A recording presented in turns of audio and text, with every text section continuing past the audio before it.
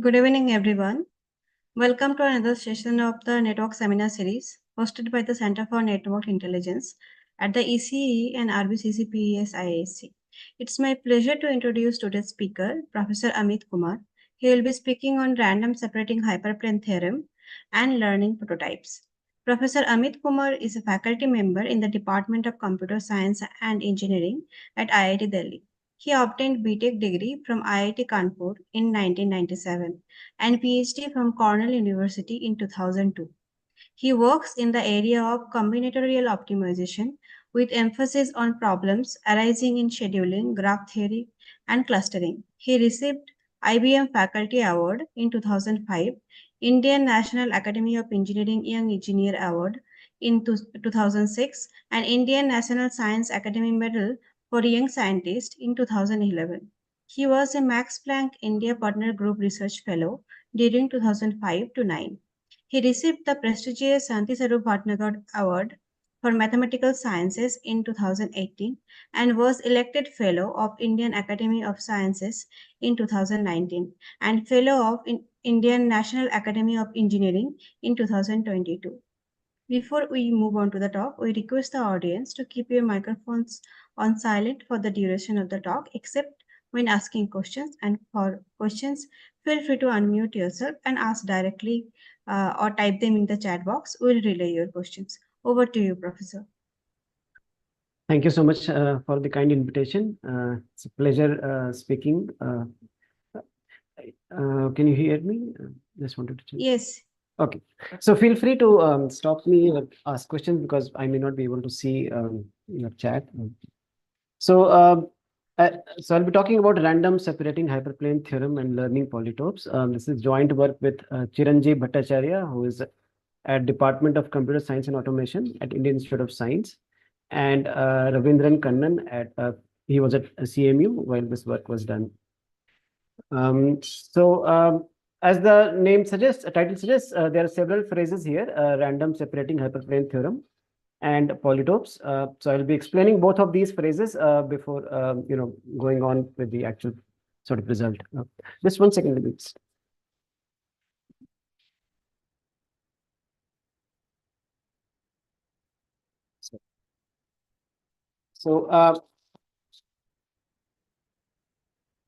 So let me begin by explaining what the random separating hyperplane theorem is, and then come back to the learning polytopes.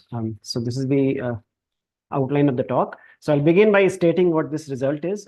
This is a strengthening of the well-known separating hyperplane theorem, which I'll state in a minute. Then I'll explain the main application of this result, which is the latent polytope problem. Essentially, the latent polytope problem kind of tries to capture several generative models of data, which we'll talk about.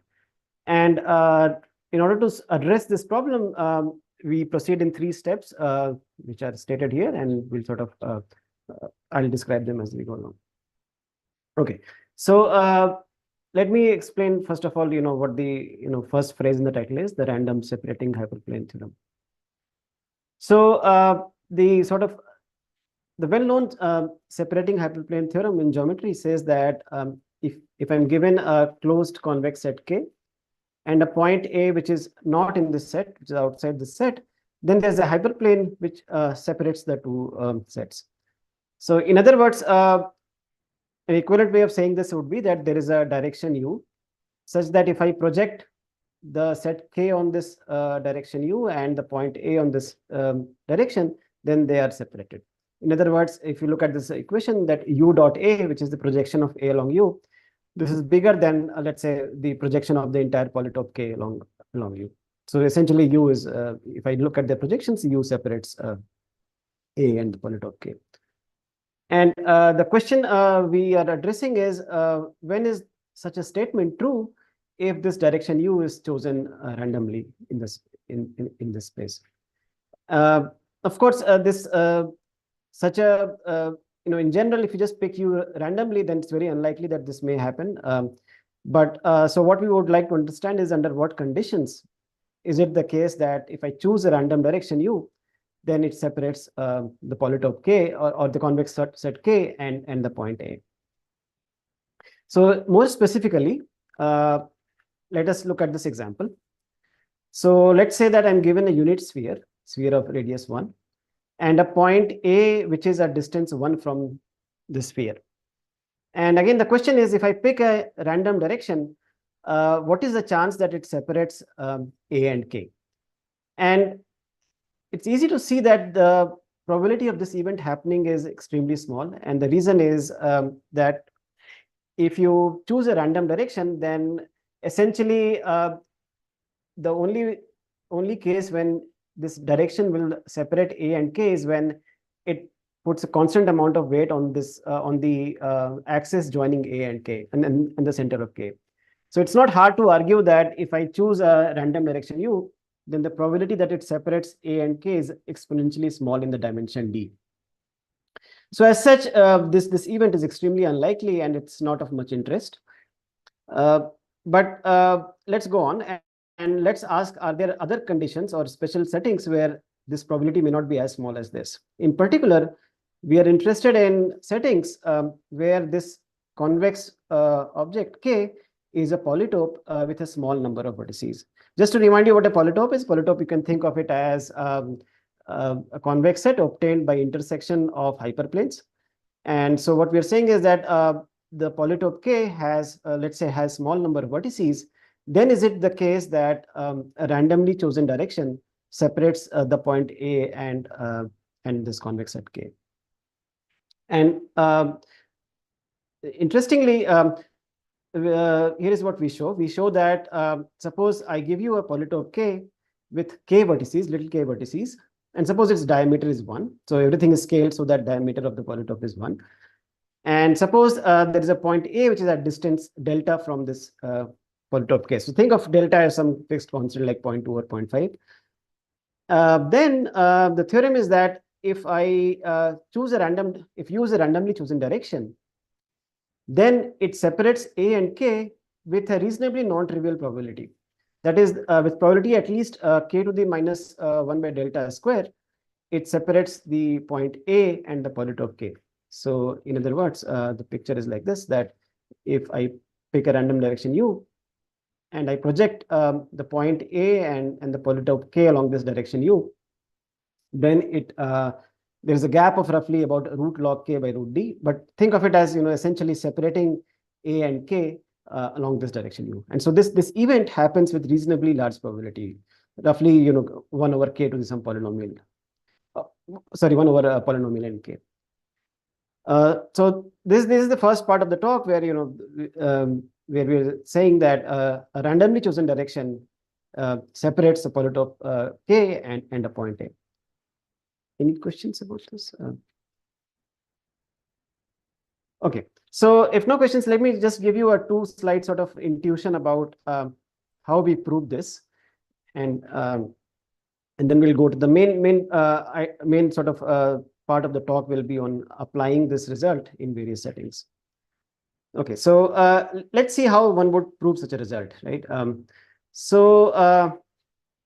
And by the way, this gap of root log K by root D is true even if K were a single point. So because if K is a single point, then we are saying that if you pick a random direction, then the length of that projection will be roughly 1 by root D. And so the result is essentially tight, even if you think of K being a single point. Okay, so let's try to prove this result. So let's say that, so let me give a proof attempt, which almost sort of works, and which highlights the main ideas of the proof.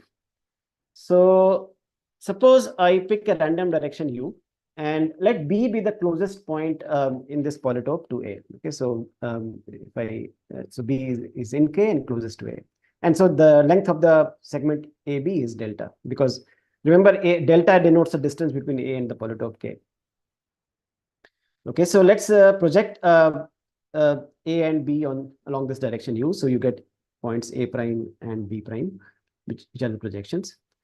Now, with reasonably high probability, one can show that with the length of the segment A prime B prime will be more than 1 by root D. And the reason is, again, it's not hard to see why, because in expectation, the length of the segment A prime, B prime would have been delta by root D. But using standard sort of results, one can show that if you go slightly, sort of decrease the probability slightly by sort of k to the 1 minus 1 by delta square, then the length of the segment A prime B prime will be about square root log k by root D. Okay, so this the square root log k is causing this probability to go down to k to the minus 1 by delta square. Okay, and the other part is that if you look at the polytope k, I claim that with reasonably high probability, its projection along U is not wider than square root log k by root D. And the reason is that k, and this is where I'm using the fact that k is a polytope. Because k is a polytope, it has k vertices, small k vertices.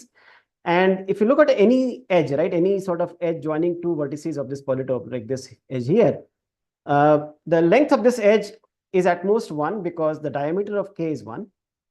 And if you project it along U, in expectation, its length would be like 1 by root D. So it's extremely unlikely that its length, or extremely unlikely means, about probability at most 1 by k to the some constant, that its length will exceed square root log k by root D. Okay, so it's extremely unlikely that if you project any edge along U, its length will exceed root log k by root D, simply by standard sort of tail bounds. And since there are only k square edges in k, because k has only small k, little k vertices, I can take a union bound over all of those and argue that it's very unlikely that the width of k along U will be at most, it will exceed 5 root log k by root D. So we have two nice events happening. One first event is that if you look at the projection of A and B along U, that projection A prime is very far away from B prime, where B prime is the projection of B. B is a point in the polytope K. So A prime is very far away from B prime. And this event happens, although with small probability, this probability is not too small. It's non-trivial. And the other thing is that with very high probability, the projection of this polytope K along U, it has small widths. And this is just happening by standard tail bounds. And now if both of these events happen, then it follows that A will be well separated from the projection of K along U. So this proof almost works. The only sort of flaw in the proof is that the two events are not independent. And in fact, this argument, both these argument will hold even if the point A lies inside the polytope K. So clearly there is a flaw in the argument here. But essentially, these are the main sort of ideas in the proof. To make this, to fix the sort of flaw in the proof, what we do is we say that to make the two events independent, what we do is we sort of let W denote the unit direction joining the points A and B. So when you're picking the unit direction U, we sort of decompose U along two directions, one along W, and let's call that U1. And let's look at the component of U perpendicular to U1, which is U2. Now, along U1, so these are the two components, right? And again, as before, we can show that with reasonably high probability, like or reasonably non-trivial probability, something like k to the minus 1 by delta square, the length of U1 will not be too small. Length of U1 will be at least square root log k by delta root D. So again, in expectation, the length of U1 would have been like 1 by root D, but again, by standard sort of arguments, it follows that with probability at least like k to the 1 by delta square, length of U1 will be non-trivial. And so again, the projection of AB along U will be non-trivial. And then just like before, if I just focus on the orthogonal component U2, as before, we can argue that the width of K along U2 will not be too much, will be like 5 root log K by root D. And now the nice thing is that because we're talking about U1 and U2, which are perpendicular directions, these two events are independent. And by a little bit extra argument, it can be shown that it's enough to just argue these two things. So if you have these two properties, then one can show that along U, the projection of K and A are separated. So the direction U will separate A and K. So essentially, this is the main idea of the proof. Any questions about this? Hey, quick question. Yeah. So, I mean, you're using the number of vertices K as a surrogate for like Gaussian width or something. Like as long as you have that the width of the polytope uh, along random direction isn't too large. So Right. I'm wondering if you can even apply it to polytopes which are not convex hull of K vertices, but so log K gets replaced by this like this random width quantity, like Gaussian width or something along those. Gaussian, yeah. So you're saying that if right, so not so remember the sphere example shows that if the number of vertices becomes too large, then this is not true, right? But the sphere has a large Gaussian width. Sphere has a large Gaussian width, yes. So you're saying that so that may be true actually. Yeah, you're right. Yeah, perhaps that should be true because that's the only thing we are using, right? Yeah, that's true. I think that should be true, right? But Okay. in all applications, we are only using like polytopes with K vertices. So I guess this Okay. suffices for many things. Yeah, but perhaps you're Sure. right. But yeah, it's just as a technical generalization, Yeah, I think maybe. yeah. I Okay. think you're Okay. right. Yeah. Thanks. Yeah. Okay. So that completes the so that gives you an overview of the proof. Now let me sort of now get into the main application, which we call the latent polytope problem, and this is the second part of the title of the talk also. And we'll spend most of the time here. So let me sort of explain what this problem is. So essentially what we're doing here is we're trying to model or actually capture common characteristics of many hidden variable problems. So as a motivation, let me sort of remind you one application or one sort of specific setting called topic models. And I'll mention some more as we go along. So in topic models, what we do is we are given a bunch of documents, large corpus of documents, and we're trying to understand or discover hidden topics in them or hidden themes in them. And I'll make this more precise in a minute. And the main sort of idea behind this is that if you can identify the topics or the hidden themes in these documents, then these themes can be used for labeling documents. For example, a particular document, I can say that it is about sports or it is about cooking, or maybe both of them. And then this is useful for organizing data, some sort of taxonomy. And the final point is that this is completely unsupervised. So nobody is tagging the documents with specific topics or specific themes. So just to make this a bit more sort of concrete, for example, in the first column, if you see these words, run, inning, hit, season, game, perhaps you were talking about sport. So sport can be a topic. And again, we're identifying topics with a certain collection of words. Similarly, cooking could be a topic. And if you're reading a document about cooking, you're more likely to see words like cup, minutes, add, tablespoon, and so on. Similarly, about healthcare, computers. So each of these is a topic, and we're thinking of topic in terms of a certain collection of words or certain words being more frequent than other words. So the input here is some large corpus. So let me just explain what this is. So each document is being thought of as a point in a high dimensional space where the dimensionality is the number of words. So for example, as this example suggests, first the columns here represent documents. So if it is an m by n matrix, then n denotes the number of documents and m denotes the number of words. And each column is essentially saying, let's say, saying the relative frequency of each word appearing in the document. So think of each document as a vector here, where it's not exactly sort of important how these numbers are being generated, but essentially they are capturing some sort of relative frequencies of each of these words in the document. So we are given a large collection like these, and we want to discover the underlying topics in this corpus. So what is a topic? So think of, suppose there are 3 topics in this corpus. And again, each topic, think of it as, again, a word as a vector lying in the same d-dimensional space. So a topic is essentially telling you the relative frequencies of various words in it. For example, a topic like sports is more likely to see certain words than other words. Okay, so there are, let's say, 3 topics here, and each document can be thought of as choosing a distribution over these topics. So think of each document as a yellow dot here, which is a point in the simplex. For example, this yellow dot here could be saying that this document is maybe puts 0.5 weightage on topic A, 0.4 weightage on topic C, and 0.1 weightage on topic B. Another document could be another yellow dot in the simplex, and so on. So each document is being thought of as some sort of a distribution over these topics. And as I said, each topic, also gives you a distribution over various words. So certain words are more common given a topic than other words. Given these two things, this is the generative model for a document. So given a yellow dot like that, how do I generate the document? Well, each word in the document is generated independently. And the way a word is generated is as follows. You first pick a topic using this distribution of the yellow dot.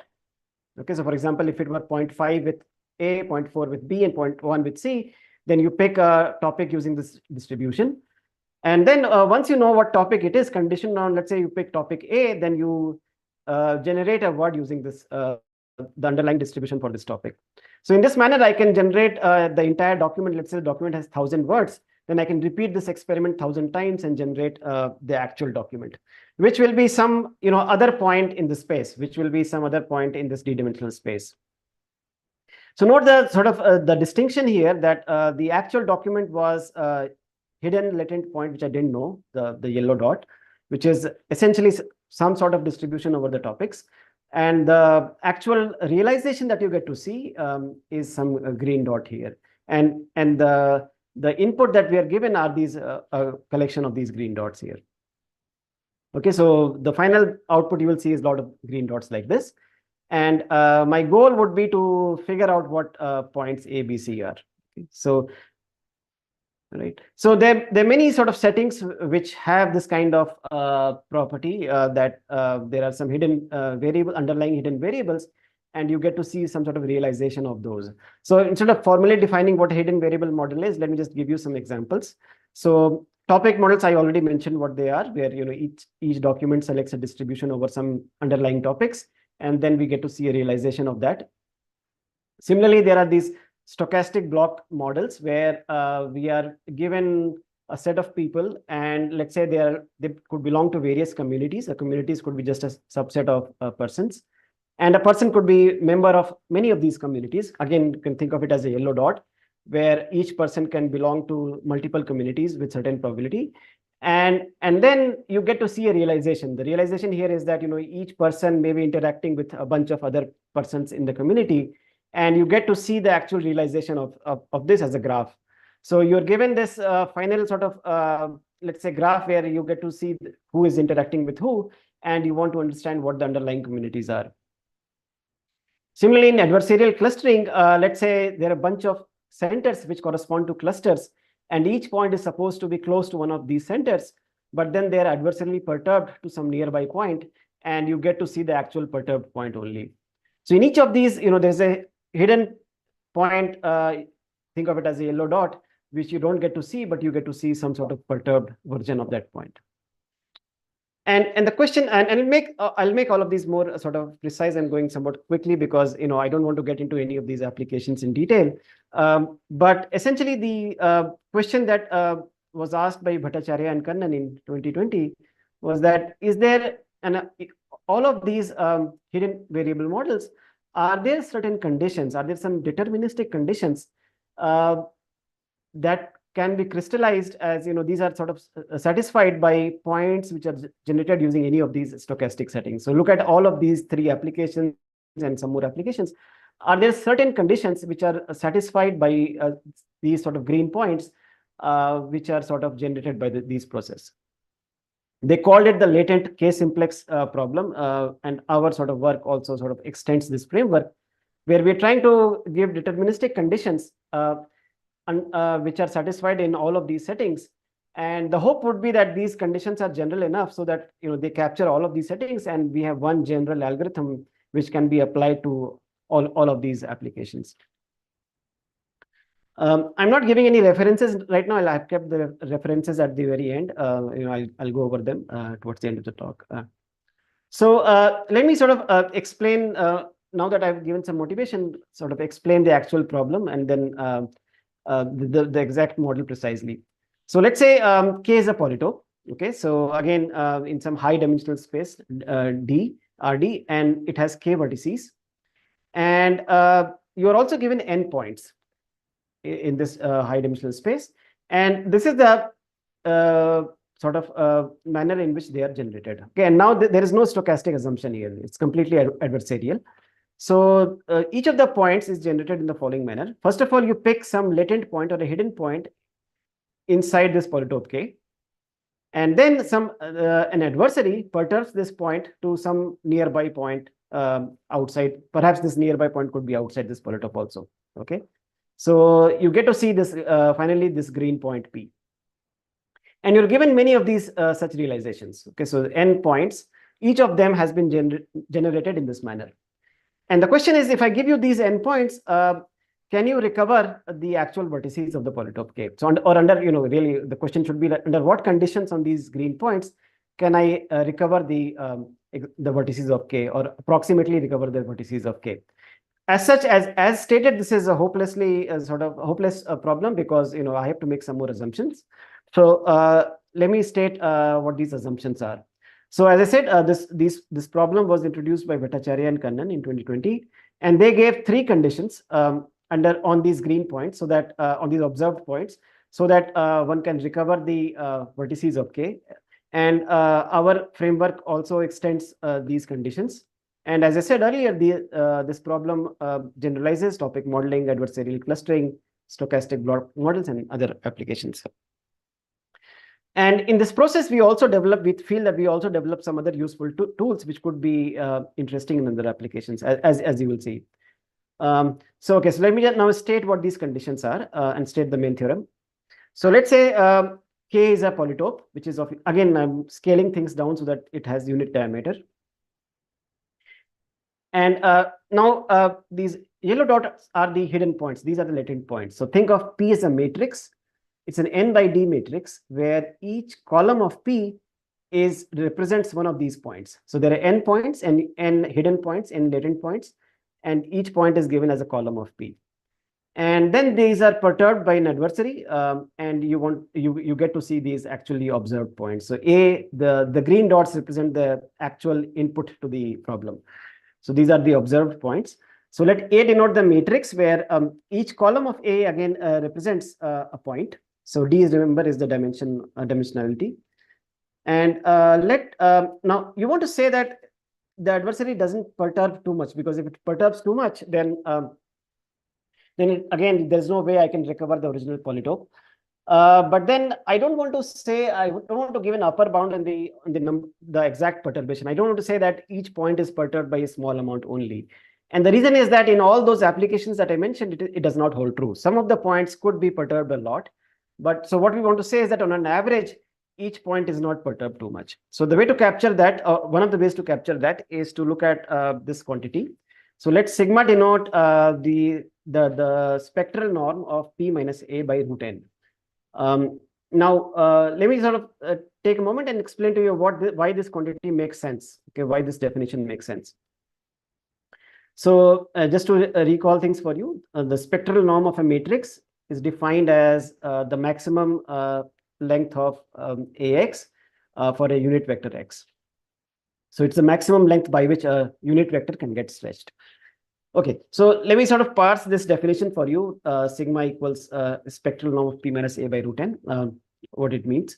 So think of the following setting. So let U be a unit direction. Okay, so U is any direction.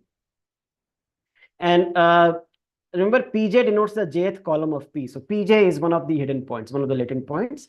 And Aj is the corresponding observed point. So Pj gets perturbed to the point Aj.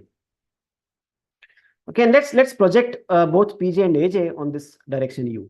Okay, so the length of this projection between these 2 points is U dot Aj minus Pj. So Aj minus Pj denotes the vector, which is denoting the actual perturbation from Pj to Aj. And I am projecting this perturbation along U. So U dot Aj minus Pj. And if you look at this equation, it says that essentially what it says is that if you look at the square of the perturbation along U, so U dot Aj minus Pj, take the square of this and take the average of this. This is essentially, by the standard sequence of inequalities at most equal to sigma square.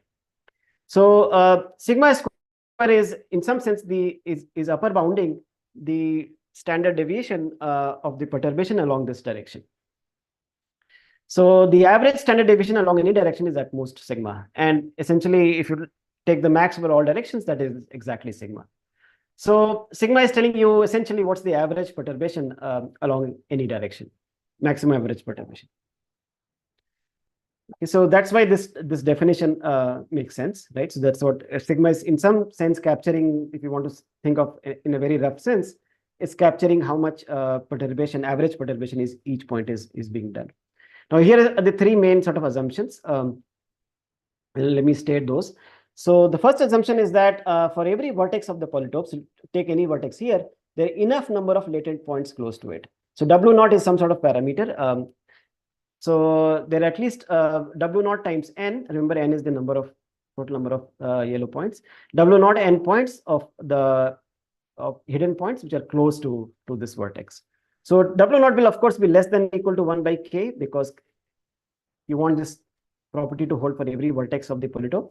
But right now it could be any parameter less than K, sorry, less than 1 by K. Okay, so essentially think of the statement as saying that for every vertex of the polytope, there are enough number of hidden points close to it. And this is needed because without this, how will you even identify that vertex? The second condition says that every vertex of the polytope is somewhat far away from other vertices. That is, in other words, the distance between a vertex V of the polytope and convex hull of the remaining vertices of the polytope.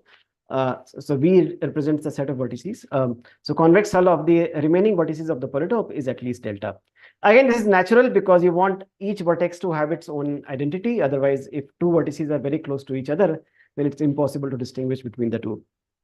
So again, it's a natural condition and much weaker than what the earlier works have assumed. And the third condition is essentially connecting all of these parameters. It says that the average perturbation should be small compared to this parameter delta here. So, and again, this was shown by Bhattacharyya and Kannan that all these three assumptions hold in all those application settings that I had mentioned earlier. So the main theorem we have is that if all these three conditions are satisfied, then there is a polynomial time algorithm that recovers an approximation to each vertex of the polytope up to some distance delta. And the running time of this algorithm is polynomial in D times K to the 1 by delta square. So if delta, think of small delta as a constant, then it's saying that it's a polynomial time. It's an efficient algorithm. So this is the main result. Any questions here? Okay. So if no questions, let me just give you a high level overview of the proof, and maybe in the remaining 20 minutes, I'll describe the main sort of ideas in the proof, because in order to do this proof, we have to sort of come up with several new ideas. So here is a high level of sort of overview of the proof. So there are three main conceptual steps in the proof. Let me just go over those. So remember, what are we trying to do? We are trying to find an approximation to the vertices of the polytope K. So the first step says that if I have some sort of approximate optimization oracle, so I'll explain what this phrase means. So if you have some sort of optimization oracle for this polytope K, then you can get a good approximation to the polytope K.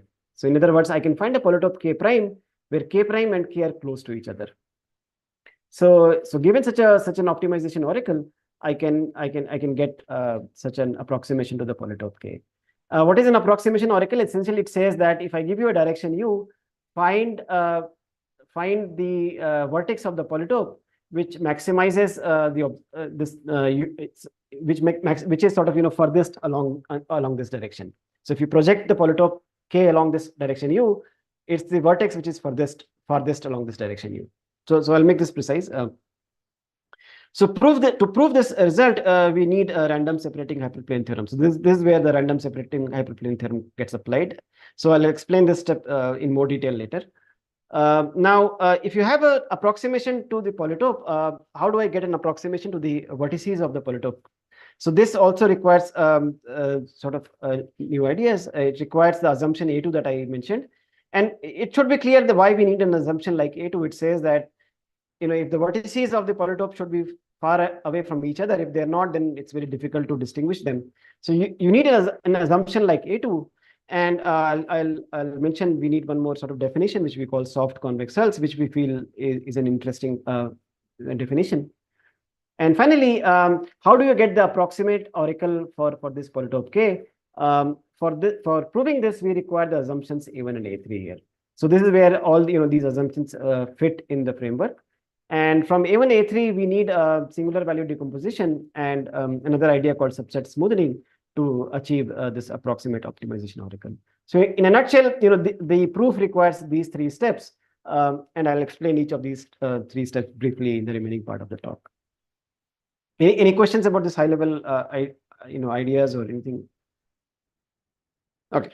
So if no questions, then let me sort of explain each of these steps. So let me begin by explaining what we mean by approximate optimization oracle and how that allows us to approximate the polytope. So okay, so what is an approximate oracle? So let's say that I give you a polytope K, and again, throughout the talk, I'm assuming that its diameter is 1, otherwise one has to scale everything by the diameter. So it's a polytope with K vertices. Now an optimization oracle is the following. So suppose I give you direction U, okay, and I want to maximize x dot U, where U lies in the polytope K. So in general, we know that this maximization will be obtained by a vertex of the polytope. So given a direction U, what I want to do is I want to output a point X such that X is close to the polytope. X may not lie completely inside the polytope, but it's fairly close. In other words, the distance between X and K is at most epsilon. That's the first condition. The second condition is that if you look at X dot U, it is essentially close to the actual optimum. So X dot U is at least whatever was the maximum value here, max among all the points in the polytope of Y dot U, Y is in K, minus epsilon. So the error is only up to epsilon, and it is not too far away from the polytope K. So if epsilon was 0, this is the exact sort of optimization problem. That is, you find maximum over all points Y in K of Y dot U. But I'm allowing myself an error. Error is in both in 2 manners. One is that the point may not lie inside the polytope, and the second is that the objective function, in terms of the objective function, I can be off by epsilon here. So this is what we mean by an epsilon optimization oracle. So this is the main result. It says that so suppose I'm given 2 parameters, epsilon and delta, where epsilon is about delta by square root d. And suppose I'm given an epsilon optimization oracle for this polytope K. Then I can output a set of points P whose convex hull closely approximates K. So distance between K and the convex hull of P. And I have not defined what this distance is. The actual definition says it's what is called Hausdorff distance, essentially saying that if you take any point of K, then there's a point in the convex hull of P which is close to it, and vice versa. So so the distance between the polytope K and the convex hull of the set of points I have chosen is only up to delta. And further, the number of calls to this oracle is about d to the 1 by delta square. So in roughly d to the 1 by delta square calls to this optimization oracle, I can get a good approximation to the polytope K. So that's the theorem.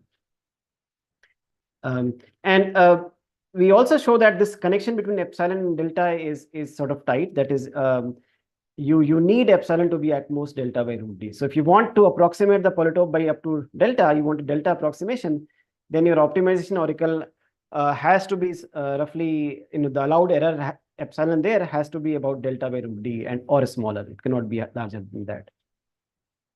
Now, when d is very large, it shows that the error epsilon has to be really, really tiny. And so this will become an issue when we try to apply this theorem. But for now, at least, this is the main result. Questions here? And And this algorithm is very simple, and it uses the random separating hyperplane theorem. So let me explain what this algorithm is, because all it says is that you choose m, which is m is about d to the 1 by delta square. You choose about 1 by delta square random directions. Along each of these directions, use the approximate oracle that we had to find to find a near optimum point. And so you keep on doing this, and so you will get a bunch of points returned by this optimization oracle, right? So each time I'll pick a random direction, and that will the optimization oracle will give output a point which is a maximizer along that direction, approximate maximizer along that direction. So do it enough number of times, and this gives you a bunch of red points, and that's your and take the convex hull of these points, and that's the approximation to K. So let me give you a one slide proof of this result, why such a result should be true. So here is the quick analysis, and as I said, it uses the random separating hyperplane theorem. So let's say that you have found during this algorithm you have found a subset of points, these red points, which are the maximizers along some random directions. And suppose it so happens that there is a vertex V of the polytope, which is very, very far away from the convex hull of these red points, right? So the convex hull of the red points does not approximate K well so far. Okay. Now, if this happens, right, then we know by the random separating hyperplane theorem that there is a direction such that if I project along this direction, in fact, this is true even for a random direction, that there's a reasonable probability that if I project along this random direction, then V is very well separated from the convex hull of these red points, right? Because this is what the random separating hyperplane theorem says. So now, and because this happens with reasonably high probability, if I keep on doing this, sooner or later I'll hit upon a direction which separates V and the red polytope so far. Okay, so if V is far from this red polytope, then a randomly chosen direction will with high probability or with reasonably high probability separate the two. And so once I choose this direction, the oracle will return to me a point X which is close to this vertex V, and it will get added to my set of points P. So now the convex hull of the red points will become close to V as well. And so this will keep on happening for each of the vertex of the polytope. And so eventually I'll get a good approximation to the polytope. So essentially that's the entire proof. Okay. So any questions about this? Okay. So that's the first step of the proof, and this is where we use the random separating hyperplane theorem. Just a quick, so you do not need knowledge of K a priori to execute this. Small k, number of vertices. Number of vertices. Here, okay, good. So I didn't mention this explicitly, but I am assuming that small k is much less than d. Like the number of points, vertices of k. Okay. Is much less than d, and in the other parts of the proof we will need knowledge of k. So the proof as such requires knowledge of the number of vertices. Yeah. Okay, and also the point is that the number of points that you will effectively output can be as large as like d to the power, like so it's much more than small k, right? So then I will have to prune it down. So that's the next part of the Okay. That's a good point, right? So number of red points is way more than the number of vertices, right? So think of a little k as maybe 10 vertices, and now I'm having 1,000 red points here, right? And we are saying that the convex hull of these 1,000 points is close to the polytope k. Yeah, that's a good point. Yeah. Okay. Thanks. Okay. Right. So this is the any questions? Okay. So okay. So this is what we have so far. One minor technical point is that even though even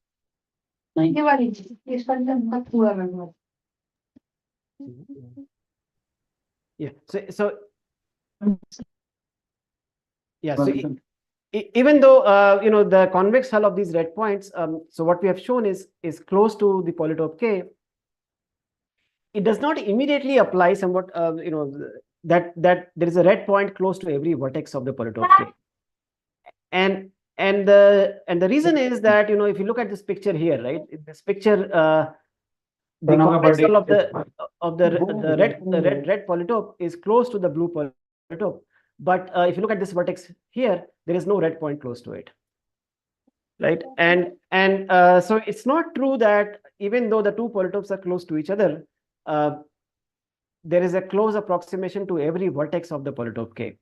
And right, so if you look at this black point here, there is no red point close to it. And this is where we need the second assumption. The reason why this is happening is that the black point is very close to the convex hull of the remaining vertices of K. So that's where we need to add an extra assumption. It says that, remember, the second assumption says that every vertex of K is far from the convex hull of the remaining vertices of K.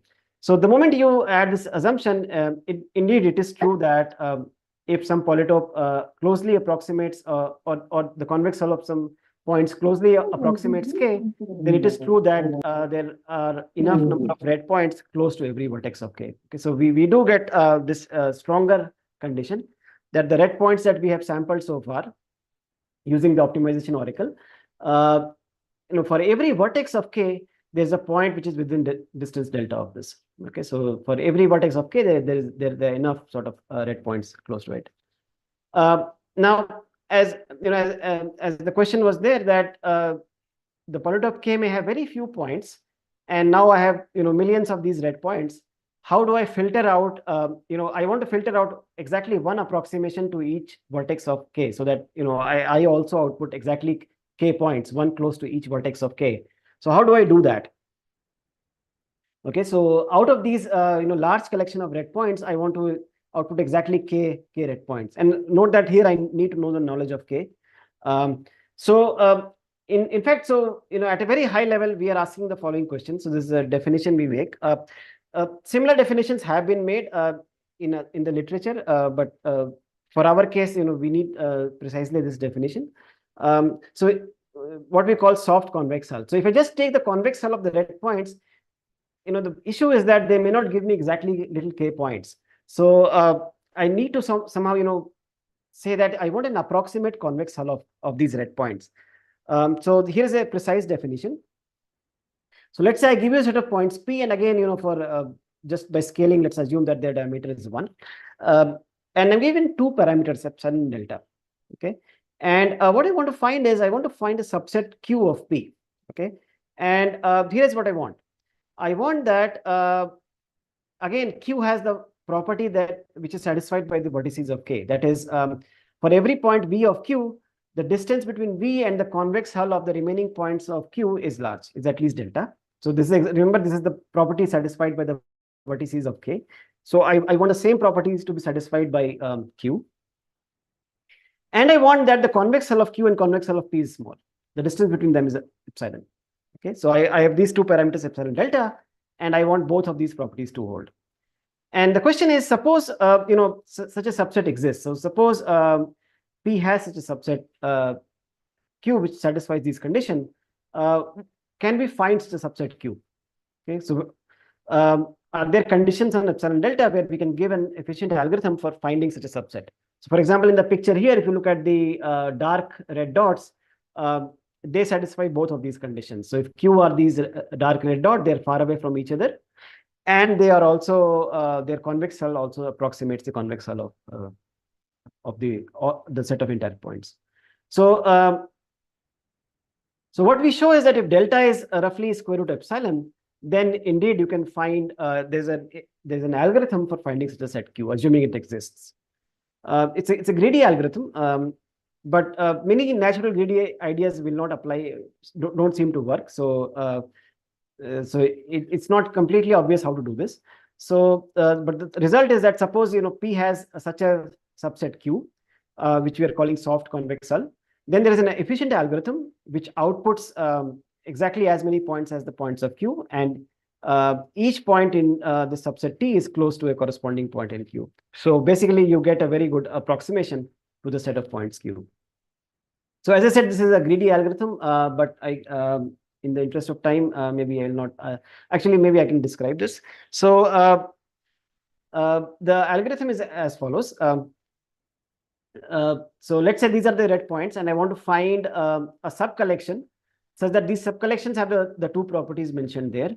So so let me sort of give a definition. So I call a point bad if the following event happens. So remember, I want to prune away some points here of this. So this is the pruning strategy. The pruning strategy is that I call a point bad. If you look at, consider the points which are far away from it, right? So look at all the points which are not close to it, and look at the convex hull of those points. Okay, so for example, look at this point P here. Okay, and only look at the points which are far away from P. So don't look at these 2 points which are close to P. Okay, so only look at the points which are far away from it, and look at their convex hull. Okay, so look at the convex hull of the points which are far away from P. And if P is close to this convex hull, if P is close to this here, then you call P bad. Okay, so the algorithm is the following, that you remove all the bad points. Okay, so let's say these were the bad points. Now these are the remaining points. Now none of these points are bad. The reason is that if you look at the point P here, the convex hull of the remaining points, it's far away from this point P here.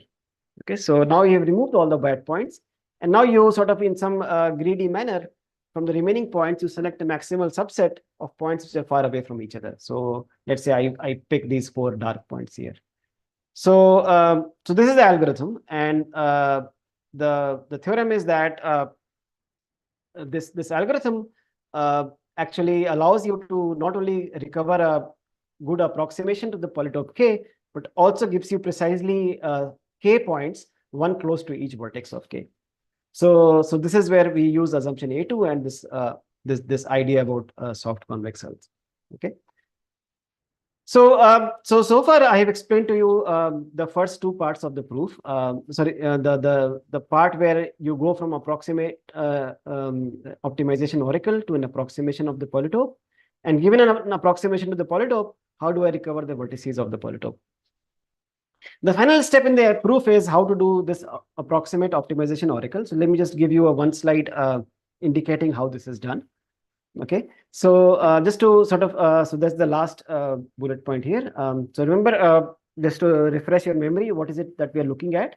So this is the definition of optimization oracle. It says that if I give you a direction U, what I want to do is I want to output a maximizer in the polytope K along U. But I'm allowed some flexibility here. I can output a point which is close to the polytope K, need not be exactly inside the polytope. And I'm allowed some small amount of error in my objective function. And the theorem that we had shown is that if you get an absolute optimization oracle, then you can get a good approximation to the vertices of K. Now, now let me describe how to obtain this optimization oracle. Now, one worry here, of course, here is that we have this D sitting in the denominator, and D can be very large. So there are 2 sort of, so the question is, how do I get an approximation oracle where the error parameter is extremely small, right? It's delta by root D. So there are 2 steps here. One thing is, one step of the proof says that you can replace this D by K, where K is, of course, remember, is a much smaller number. So so you can reduce the dimension to K by, or about order K by using SVD. So if I take the set of green points and project them to their SVD subspace, then it suffices to just work in that SVD subspace.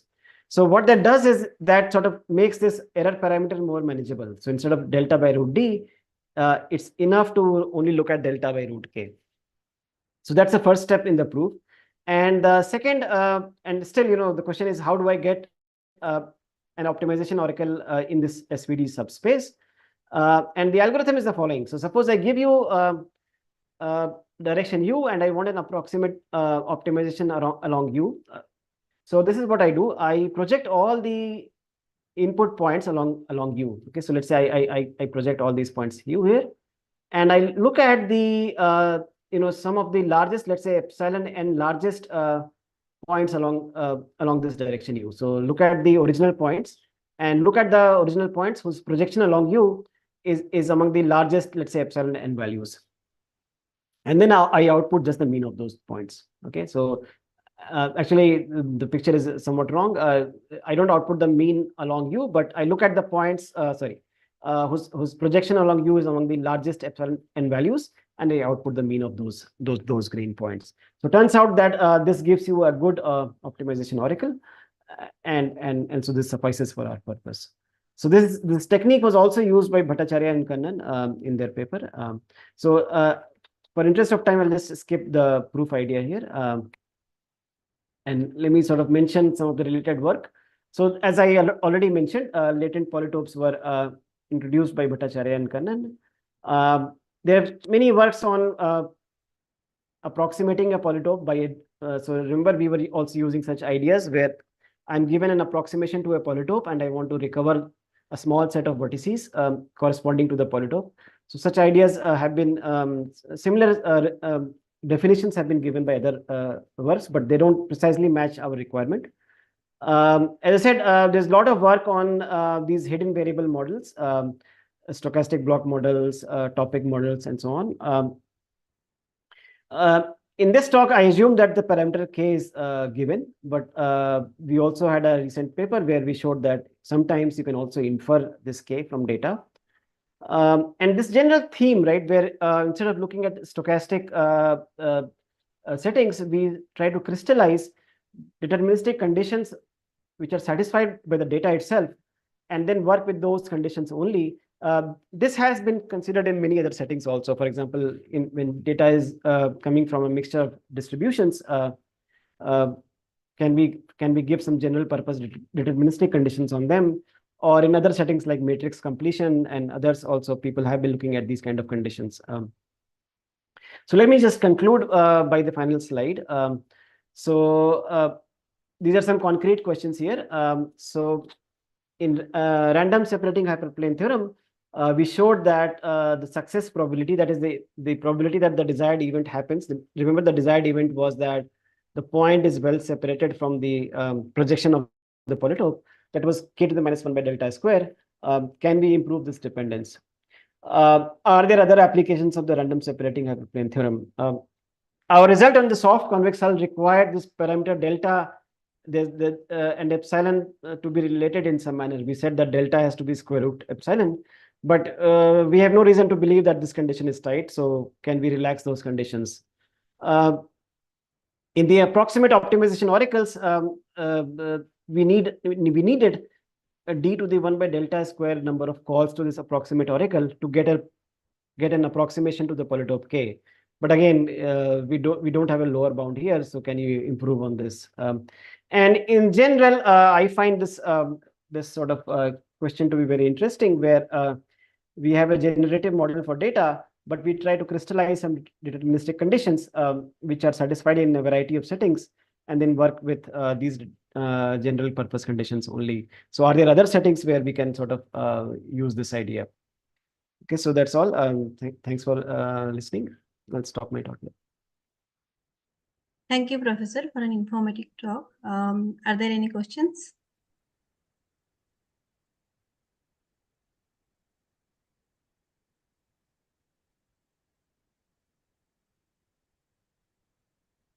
So, Professor, I was just wondering, like, I'm going back to the original problem. So the random, like the separating hyperplane does not work for the like the unit ball itself. No. But I'm wondering, like, are there other, like, so say my underlying like convex set is ellipsoid, like there are, I mean, or like it's not the sphere, so it's still a very nice structured polytope, but so I just I mean, do you think there are other avenues for? Yeah, so I have not. We have not really gone into these things. So I mean, one thing I did not say was that I took a point and a polytope, but the same thing would hold if you have two polytopes with small number of vertices. More or less doesn't change. But we have not looked into other kind of convex objects where this kind of thing may hold. Yeah, you're right. As you're mentioning that there may be other settings where this could be useful.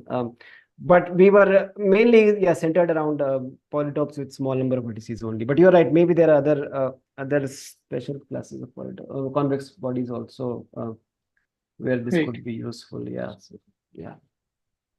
Okay, yeah. Yeah, we have not thought about those yet.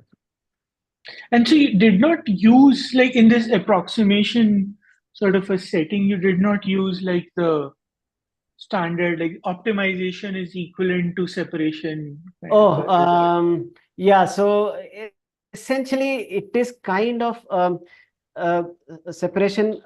So it gives you a trade-off between. So this is something I did not get into. It gives you a relation between optimization and separation.